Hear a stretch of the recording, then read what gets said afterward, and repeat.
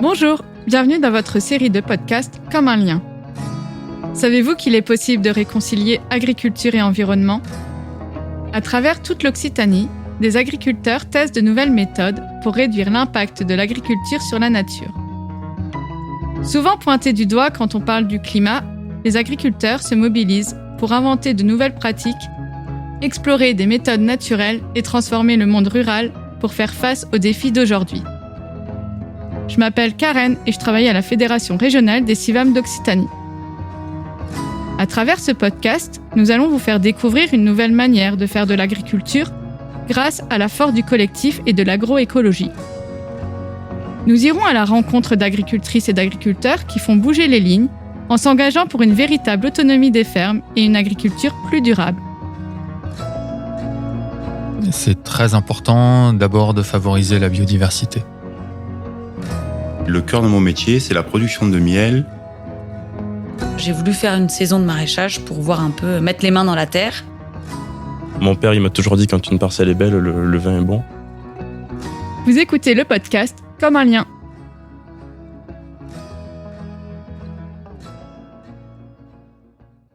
À la frontière entre le Gers et la Haute-Garonne se trouve le petit village de Cadour.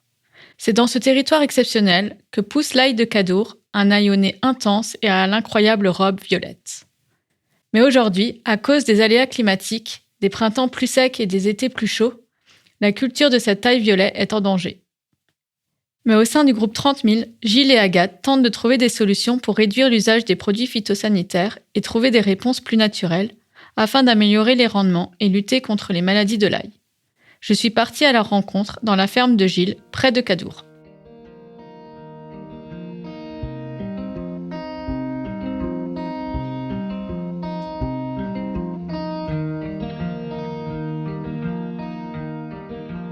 Du coup, bonjour Gilles. Bonjour. Je m'appelle Gilles Lagarde. Je suis producteur d'ail violet de Cadour sur une exploitation familiale qui se situe dans le Gers. Je suis installé sur 120 hectares. J'ai repris la succession de mes parents en 1999. Et je produis aussi également des céréales, du blé améliorant, blé dur, du tournesol et des pois chiches. Là, moi, je suis déjà en exploitation en HVE depuis 3 ans. Et nous, c'est une exploitation familiale. On commercialise l'ail sur des marchés. Voilà, on vend dans les Pyrénées, les Landes. Et après, le reste de la production est vendu dans une coopérative. Voilà. Et les céréales, c'est pareil, c'est vendu dans une coopérative. L'ail, ça fait déjà 3 générations que l'ail est produit chez moi. Il y avait mon grand-père, mon père et moi maintenant qui ai pris la succession. Et c'est surtout une production qui a forte valeur ajoutée, quoi. Moi, j'ai une petite exploitation de 118 hectares et ça me représente à peu près 80% du chiffre d'affaires. C'est pour ça qu'on continue l'ail, quoi, malgré quelques problèmes actuellement liés au climat et bon. Gilles, aujourd'hui, sur ton exploitation, du coup, tu nous as expliqué que tu cultives l'ail de Cadour. Est-ce que tu peux m'expliquer un peu comment tu as vu évoluer ton activité durant ces dernières années ? Ça fait à peu près 20 ans que je suis installé. Et c'est vrai qu'on voit qu'il y a eu des changements. Les 10 premières années, j'avais, surtout au niveau climatique, c'est vrai qu'il y avait moins de pression. C'était moins compliqué à produire, que ce soit l'ail et les céréales en général, hein. Et là, ça fait 10 ans que ça devient de plus en plus compliqué, avec ces gros phénomènes météorologiques. Après, il y a tout ce qui est administratif aussi, parce que maintenant, il faut être en HVE, Global Gap. L'an dernier, on a eu un hiver très, très froid et sec. Et après, on a pris un printemps à partir du mois de mai jusqu'à juillet, même août, très, très chaud et sec aussi. On a séché l'ail au mois de juin parce que j'ai 2 systèmes de séchage, un séchoir dynamique et sur le bar. On a séché l'ail avec l'air très chaud et à plus de 30 degrés. Et ce qui nous a fait déclencher des maladies qu'on n'avait pas auparavant. La fusariose et les waxy qu'on avait, mais beaucoup moins. Et l'an dernier, j'ai perdu 30%. J'ai eu 30% de perte sur ma culture de l'ail. Et cette année, c'est le contraire. On a pris, juste avant la récolte, moi, au début juin, j'ai pris 130 mm d'eau. On a séché, il faisait moins chaud, on a eu du mal à sécher l'ail. Et on a perdu en qualité. Et on a beaucoup d'ail déclassés qui ne passent pas en AOP. Voilà, c'est chaque année maintenant, et c'est très compliqué. Et là, on va replanter dans 15 jours. Et là, il fait très, très chaud. Et on a 35 degrés au lieu d'avoir 25. Voilà, on voit qu'il y a un problème, quoi. Donc Gilles, j'ai cru comprendre que tu avais intégré le groupe 30 000 et donc tu as progressivement allégé tes usages de produits phytosanitaires pour intégrer plus de désherbage mécanique sur ton exploitation. Tu peux m'expliquer un peu comment s'est opéré ce changement et surtout quelles difficultés tu as pu rencontrer par rapport à ces changements-là? Oui, effectivement, ça fait 4 ans qu'on a intégré le groupe. Et du coup, voilà, progressivement, au début, on a visité des exploitations parce que dans le groupe, il y a des agriculteurs en conventionnel, non bio, et il y avait des bio. On a visité des exploitations d'agriculteurs en agriculture biologique, du coup. Et c'est là qu'on est allé voir. Et bon, au début, ça nous semblait un peu bizarre parce que c'est vrai que c'était quand même assez agressif au niveau de la plante parce qu'il fallait passer les RC trieux de la bineuse. Et puis, progressivement, on a intégré ces pratiques-là aussi, tout en restant en moissonnage vieux ou en conventionnel. Et on s'est aperçu que c'était efficace. Et du coup, voilà, au fur et à mesure, j'ai diminué à peu près les 50% les désherbants. Puis aussi, il y a la problématique qu'on a beaucoup moins de produits homologués, de produits phyto homologués sur l'ail. Ce qui a aussi poussé à trouver d'autres solutions. Et du coup, tu as rencontré des difficultés où tu t'es retrouvé avec des pertes de rendement ou avec des problèmes de sol? Le désherbage mécanique, ça abîme un peu la plante, ça arrache quelques pieds. Mais bon, les produits chimiques aussi abîment beaucoup, stressent beaucoup la plante, l'ail aussi. Alors, c'est à peu près pareil. Et sauf qu'il y a beaucoup moins d'impact, c'est beaucoup plus naturel, quoi. Le fait d'avoir un groupe, c'est bien, on échange nos idées, on voit du monde, ça fait sortir de son exploitation aussi. Donc tu nous as bien expliqué que ces dernières années, l'effet du réchauffement climatique et de la sécheresse se font ressentir sur l'ensemble des récoltes et des rendements. Face à cet enjeu majeur, vous avez du coup décidé tous ensemble d'installer des sondes sur votre exploitation. Comment ça t'a aidé à modifier tes pratiques et à mieux gérer la ressource en eau? Oui, du coup, c'est des sondes qu'on a achetées avec le groupe 30 000 et le syndicat de l'ail violet de Cadour. On a 3 sondes sur le secteur de l'ail violet de Cadour. Et après, en fonction des relevés, parce que c'est des sondes capacitives, on regarde les relevés qu'on a sur notre téléphone, sur l'ordinateur. Et ça permet de gérer l'irrigation beaucoup mieux parce que dès qu'on voit qu'il y a plusieurs niveaux sur la sonde, dès qu'on voit qu'on commence à être à un niveau critique, on lance l'irrigation.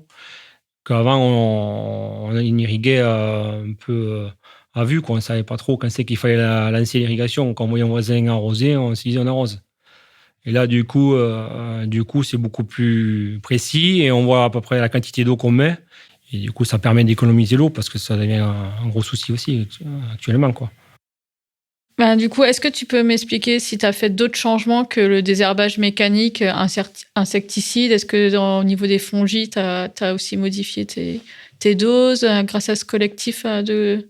Oui, au niveau des insecticides, j'ai éliminé carrément les insecticides. Parce que dans mon cahier des charges avec la coopérative à qui je vends l'ail, c'est l'interdiction totale de mettre un insecticide. Voilà. Et au niveau des fongicides aussi, on essaye de réduire au maximum et de passer plutôt 2 fois à demi-dose qu'une fois à pleine dose pour étaler l'efficacité du fongicide.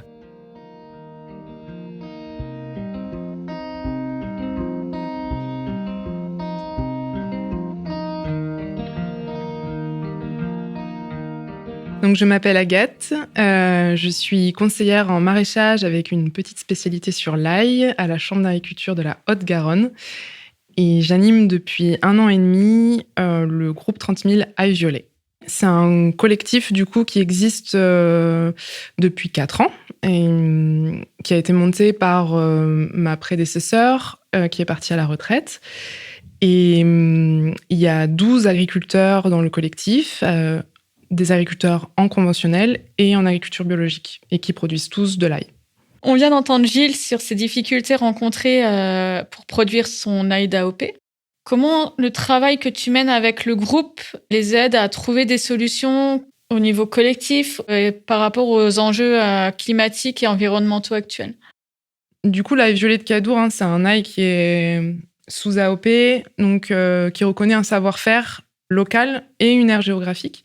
Et en fait, l'idée du collectif du groupe 30 000, c'était justement d'aller un peu plus loin avec ces producteurs d'AOP sur les techniques de production.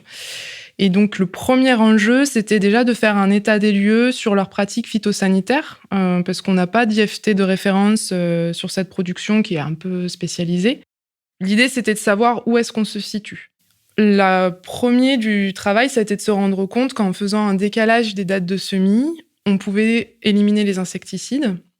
Après, le gros du travail, ça a surtout été de favoriser les échanges entre les agriculteurs conventionnels et bio, comme en parlait Gilles, pour démystifier un petit peu les pratiques des producteurs bio, et notamment sur le recours au désherbage mécanique. Donc, il y a eu des rencontres où on a pu voir le matériel, voir un peu aussi, après le passage de matériel, à quoi ressemblait l'ail, et se rendre compte que en fait, c'est pas forcément si catastrophique que ça, et que ça permet d'éviter des passages de désherbants chimiques qui sont sur la sellette de toute façon, et pour lesquels on a besoin de trouver des alternatives.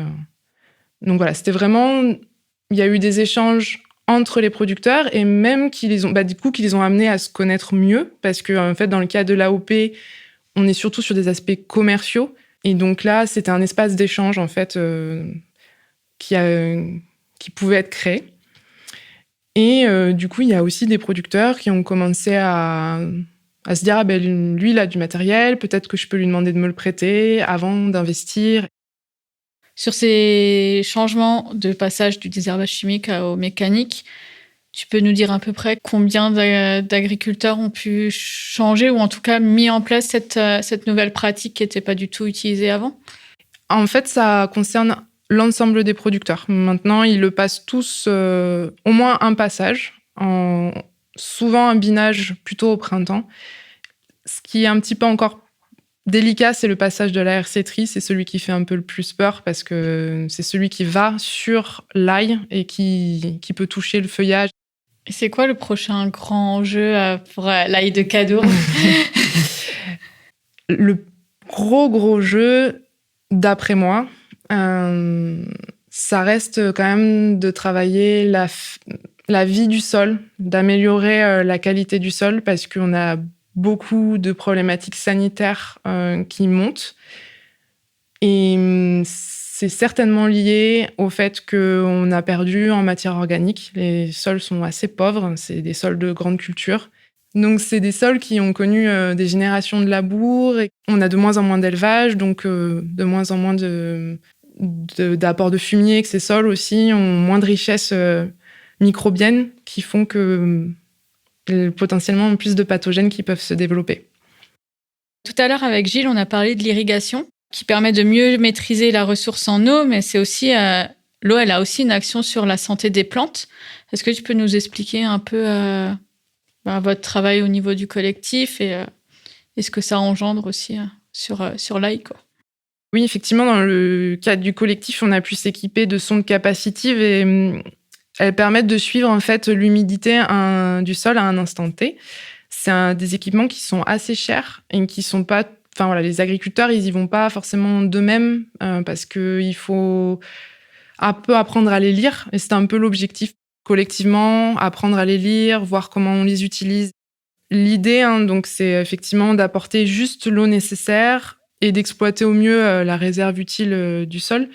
Après, l'ail, c'est un peu comme un être humain. Quand on est bien hydraté, on se sent mieux, et on est plus résistant et moins stressé. Donc, on a un meilleur système immunitaire. Et donc, la plante, c'est pareil. En fait, elle va avoir une meilleure nutrition aussi globale et une meilleure capacité à résister au stress globalement. Donc, naturellement, en fait, dans la région de Cadour, il pleut beaucoup au mois de mai. Sauf que maintenant, c'est quand même de moins en moins le cas. Et donc, l'idée, c'était d'essayer d'apporter de l'eau au bon moment. C'est la période, en fait, où l'ail va former son bulbe et notamment ici, sa couleur violette. La couleur est très liée à la présence d'eau. Et donc, si on n'a pas d'eau, on va avoir des bulbes qui sont plus petits, voire des fois déformés. Et on a aussi des problématiques de pourriture dans le sol qui sont en train de devenir de plus en plus présentes. Et l'eau peut permettre aussi de laver en fait ces pourritures dans le sol et de les faire partir. Ça, c'est notamment le cas pour la pourriture blanche, pour lequel on a de moins en moins aussi de solutions chimiques et qui a tendance à être très ravageuse. Après, il y a un autre élément qui est que l'idée, c'est de bien positionner les irrigations, notamment si on fait des traitements chimiques pour pas les laver, pour que ça reste efficace et qu'on en fasse qu'on positionne bien l'eau, qu'on positionne bien les traitements et qu'on ait juste ce qu'il faut. Et une des maladies importantes dans l'ail aussi, c'est la rouille, qui est très favorisée par l'humidité stagnante. Et donc, la gestion de l'irrigation, elle va aussi... c'est aussi pour gérer le fait de ne pas avoir de conditions trop favorables à la rouille, de bien positionner les traitements. Et un autre élément, du coup, qui est lié à l'eau, c'est du coup la coloration violette de l'ail. Et si on n'a pas d'eau, en fait, on va avoir un ail qui va être blanc. Et si on a trop d'eau, donc Gilles en parlait aussi, on peut avoir des problématiques de séchage qui vont rendre l'ail très terne ou marron. Et donc, vraiment, la bonne gestion de cette eau et de cet apport est important pour la coloration de l'ail violet.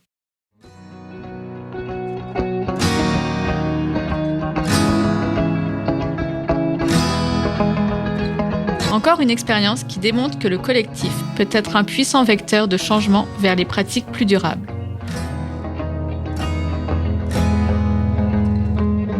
Ensemble, les producteurs d'ail de Cadour ont réussi à trouver des solutions plus écologiques pour faire face aux enjeux actuels, et ce n'est que le début. Cette expérience vous a inspiré et vous avez envie d'en savoir plus, alors rendez-vous sur le site de la Chambre d'agriculture de Haute-Garonne. En attendant le prochain épisode, n'hésitez pas à consulter le site web de la FR CIVAM Occitanie. Vous pouvez également nous rejoindre sur les réseaux sociaux pour découvrir nos projets et échanger avec nous. Comme un lien est un podcast du CIVAM Occitanie, produit par Studio Podcast Montpellier, écrit par Paul Angèle et réalisé par Bastien Nicolai. Ces épisodes sont financés par la DRAF Occitanie et la région Occitanie.